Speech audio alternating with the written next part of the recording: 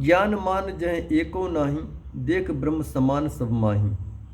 कहिए तात सो परम विरागी, तृण सम सिद्धि तीन गुण त्यागी। माया क्या है, ईश्वर क्या है, स्वयं क्या है, ये ना जानने वाला ही जीव कहलाता है।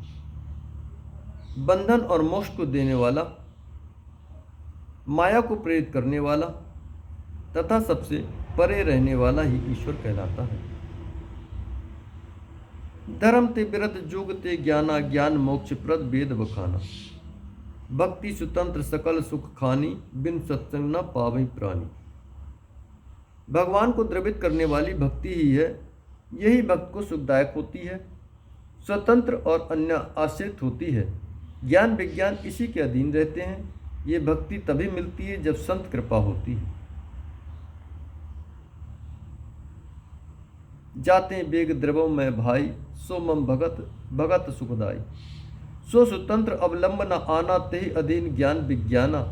भगति तात अनुपम सुख मूला, मिले जो संत होई अनुकूला।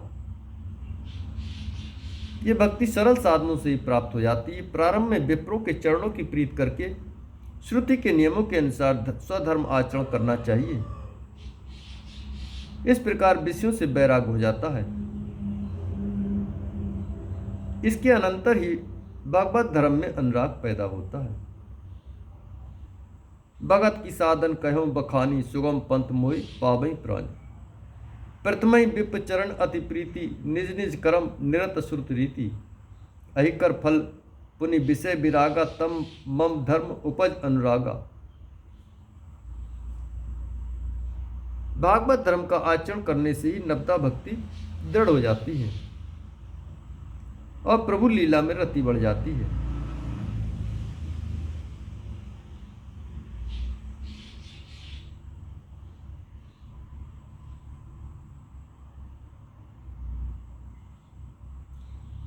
श्री राम ने कहा है कि भक्ति ही ऐसी है जिसके वे वशीभूत हो जाते हैं।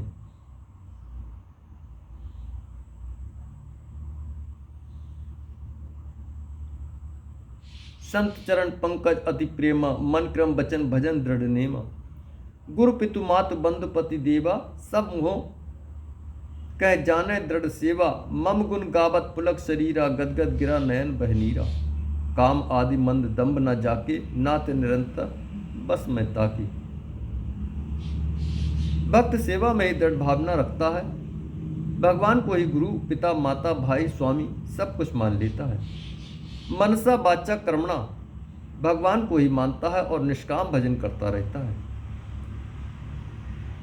ऐसे भक्तों के हृदय रूपी कमल में ही श्री राम का निवास होता है और यही भक्ति योग है।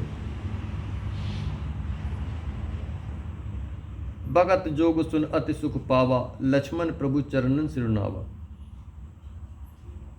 जीव के लिए भगवत प्रेम अवलंबन ही यथार्थ योग है तथा भगवत प्रेम की प्रधानता ही यथार्थ में ज्ञान है। नहीं तो जहाँ भगवान की भक्ति का प्राधान्य नहीं है वहाँ योग योग है एवं ज्ञान अज्ञान ही माना गया है। जोग को जोग ज्ञान अज्ञानु, जय नहीं राम प्रेम प्रधान। जय श्री राम।